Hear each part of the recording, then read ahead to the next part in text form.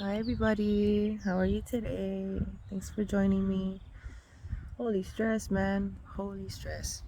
I just did the TRO hearing.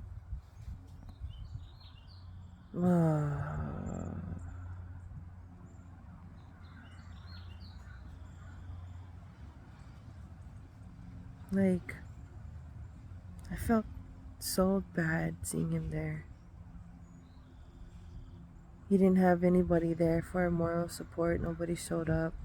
I had mom with me in the background holding my hand. Thanks, mom. I needed that. Because, my body was just like breaking down. Started getting nervous, bubble guts, muscles getting tight. Why do I feel bad for him if in the back of my mind I knew it was because of him? I knew it was because of him. I think back to the interrogation and how everything happened.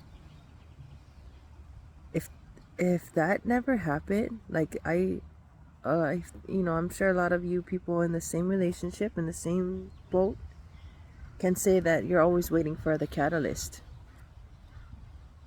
If it had not been for him acting so crazy, I probably would have stayed in the relationship. I would have suffered for years or days or months or years or whatever long it would have took for me to finally find that reason to leave. So I was, I did it on Zoom and he showed up in the courtroom, nicely dressed, very polite. That man that I loved for so many years, but that man who also hurt me deeply.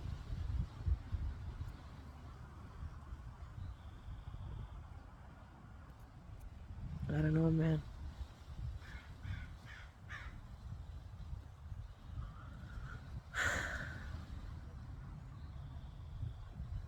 My good friend was telling me, no, you gotta put your foot down, but it's so hard when you have so much heart, you have so much love for that person in a way.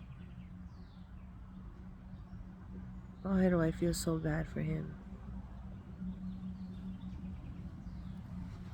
God damn it.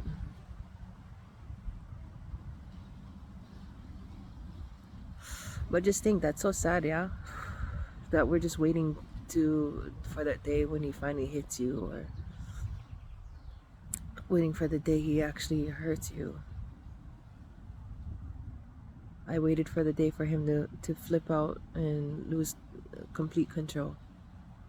I would have stayed.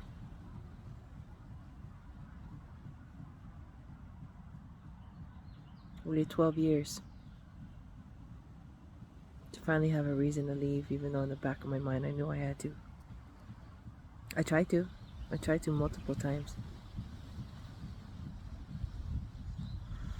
So if you guys ever think about filing a TRO on somebody, family court is usually like if there's family members or they're a member of a household, or if there's children involved. You can also do like harassment in civil court if it's a non-household member, like you have some crazy coworker or something that you need to avoid. You can file it through harassment if the TRO doesn't stick. But you'll go in for your initial hearing. Basically, you say who you are, first and last name, and the judge is really awesome. I know that most judges don't do this, but she took the time to explain to him what his legal standings could be, like what his decision could be and the consequences for them.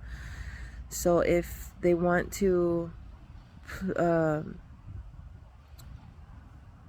and they use different legal jargon, but if he wants to not contest anything that was on the allegations, because you You write the TRO, and they tell you like the incidents of abuse. You have to write down things that he did. You know, I put it all in there, that he threatened to burn down the house, that he threatened to harm the person, that the man I was supposedly in a relationship with, restricted my access from leaving, monitored my phone calls, checked my call logs, stopped working, followed me to work. I put all of that in there, so they read it. They're gonna read it. But if they decide to not contest the allegations, right?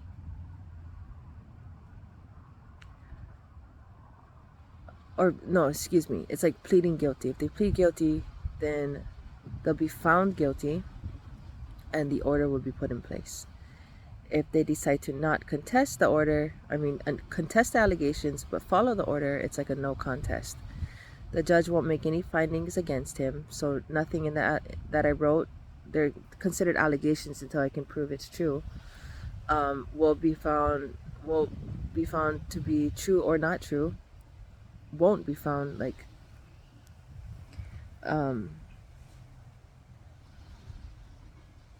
and then the order will be put into place. But if he decides to contest it, then we will go to evidentiary hearings. I'd have to submit witness lists, exhibit lists, anything that I can prove that what I said was true. So like I have to go backtrack through call logs, text messages. Fortunately, he was the one who's been emailing me this whole time, trying to contact me. So I'm gonna have to do my part in gathering tangible proof. So those are his three options, but they first gave him the option to find legal counsel. So in family court cases, there is no public defender. It's not free. You have to pay for a lawyer. So let's all cross our fingers and pray to God that he doesn't fight it, because he needs to realize that if he decides to fight it, and I can prove that there was coercive control and threats of harm, he could be facing criminal charges. So that's a big risk he's taking. I mean, I can be dirty to the point of pulling up my financial documents and showing that he was taking my money. I don't want to destroy his life. I can, though. You have the capability of doing that, and getting restitution if you wanted. I just want to make sure that he knows that he doesn't control me anymore.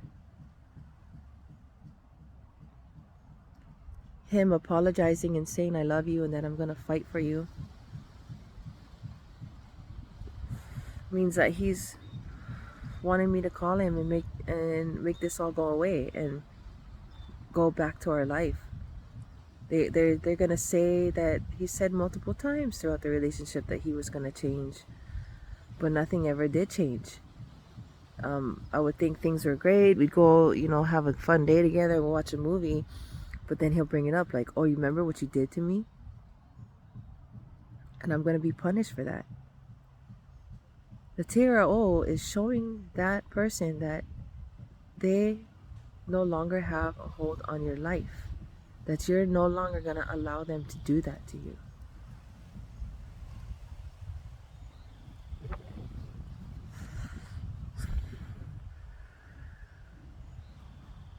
I was embarrassed because I work in family court.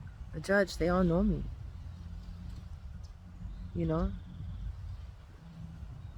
So they're going to be talking behind closed doors. It's embarrassing to know that that happened to me and that I was a former member of the judiciary system. The lady, though, who works at the family court window, she went through the same situation as me. She goes, "Girl, I got you. Like, I had to do the same thing to my former ex. Unfortunately, we have kids together, so this narcissist is always going to be in my life, but it's like for those of you who have children, I mean, you gotta understand that you gotta be able to realize you're gonna have to deal with those people for the rest of your life because you have kids together. And I know that there's all kinds of counseling and services you can get to learn how to combat the narcissist who is now your ex. You gotta fight the fight. Fortunately, I mean, he had a son who I miss his son so dearly. Um, but we didn't have any kids together. Everything was in my name: the cars, the house. Um, so separating ties isn't gonna be as hard for me as it might be for some of you guys. But get ready for the fight, man. Put on your gloves. Take control of your life again. I hate that I have to do this to him, but I need to do this for myself.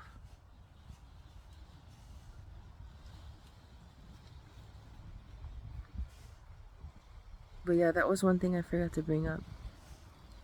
Aside from the fact that I feel like me leaving, my actions are justified, um, with hearing from my friends and family members that they've been waiting for this day, that really helped to validate myself. Another validation, though, that I didn't address yesterday was what our relationship and our arguments were doing to his son.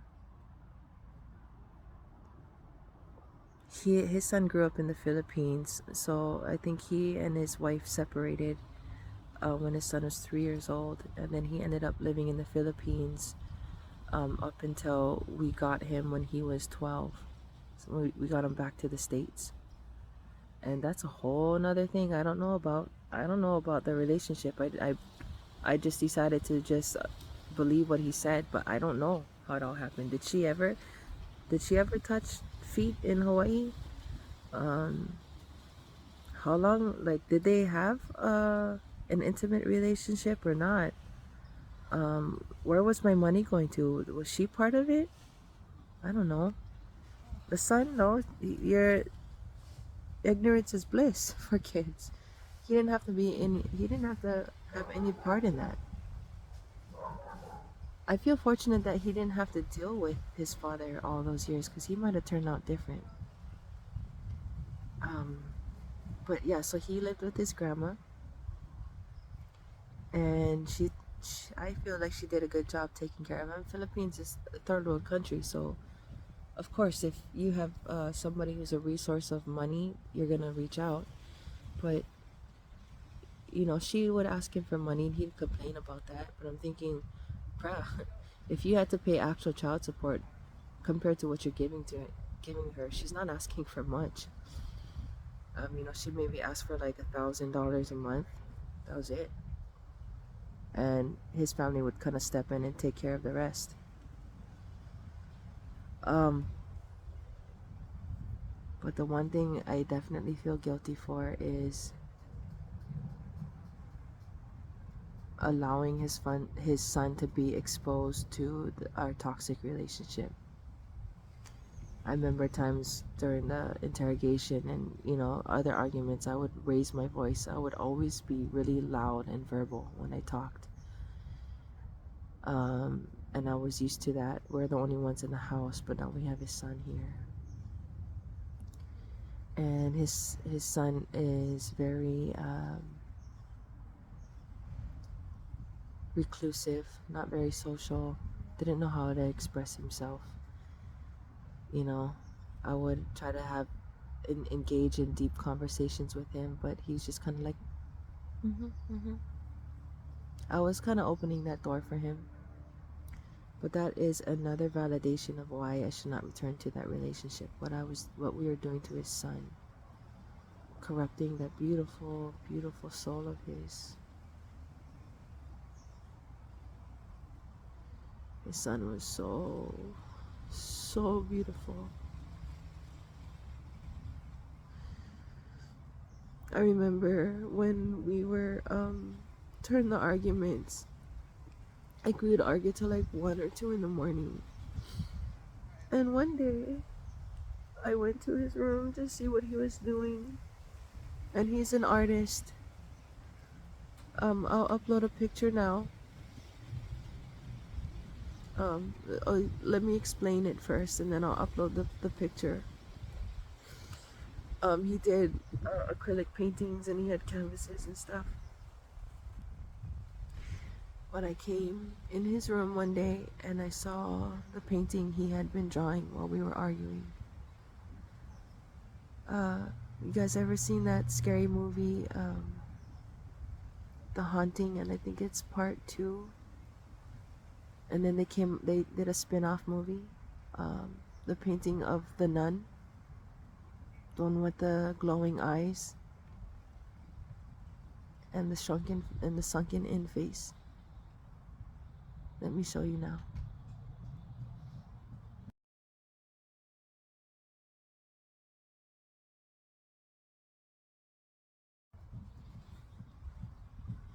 He painted that.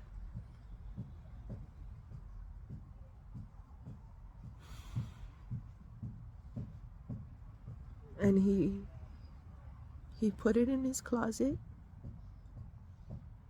on the floor. And when he would sleep at night, he would stare at that picture. And I asked him. He called me Mama 2. I called him Son 1. He called me Mama 2. I asked him, Son 1, why did you paint that? And he didn't give me that. He didn't give me an answer I knew he wanted to give me. He said, "Oh, I don't know. I just felt like painting it."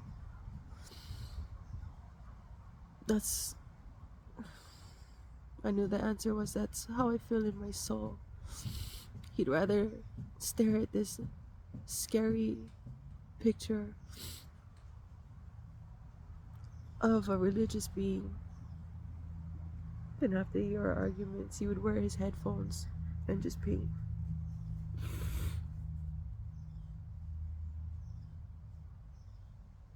I mean, my ex had no regards for his son's own struggles and emotional feelings, and I didn't either. When I saw that, I realized what I was doing to him. And I'm so glad that he doesn't have to, I mean, I don't know what to think now, because I don't know what my ex is doing to his son now. His son was like me, very affectionate, just wanted love, no drama. He loved to just talk about his day at school and all the things he learned and the people he met.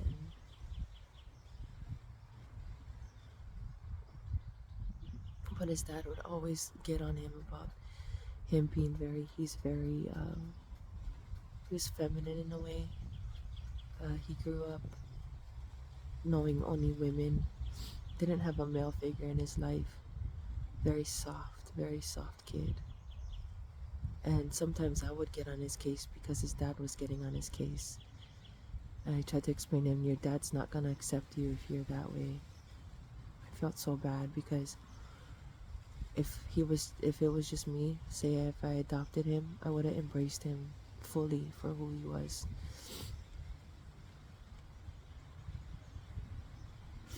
I don't know, his dad's not homophobic, but he wanted his son to be a man. Yeah, I felt so bad for that. So that is definitely another validation of why I should not go back to him or that relationship again. I hope his son finds counseling or something to help him. You know, him and his wife and I kind of did sit down and talk to him about, why relationships don't work out, and not to blame, for the kids not to blame themselves for the relationship not working out, and that we all loved him. I think at one point he was saying, wow, I have 3 parents now. You know, he was realizing the good in the situation, but I don't know. I don't know where he's at now, like mentally. That was so hard. Like that image of that picture just is in my head. It's ingrained. It's imprinted in my mind. Yeah.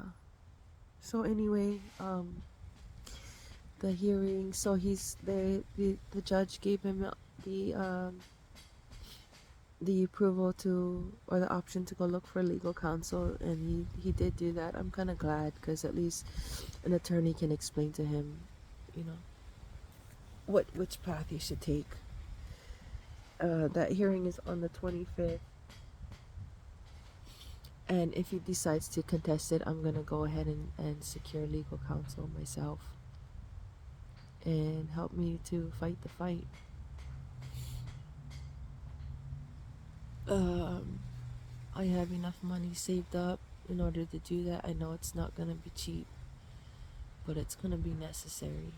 So I was thinking, like, okay, if there's other people watching this video, they're thinking about doing the same thing, and they might not be they might be financially strapped and not able to do that. Do it, do it, do it, do it. Find every avenue, everything that you can to secure money for a lawyer. You could go, reach out to Facebook, do GoFundMe's, all of that. People are down, dude. $20, throw $100 towards the cause, you know. So don't let anything hold you back from fighting. So pray, everybody. Pray to God it all works out, but also pray for my own strength.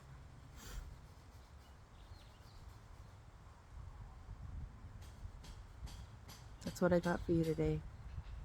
Okay? I love you all. Malama. Love yourself. And I'll see you all tomorrow. Thanks.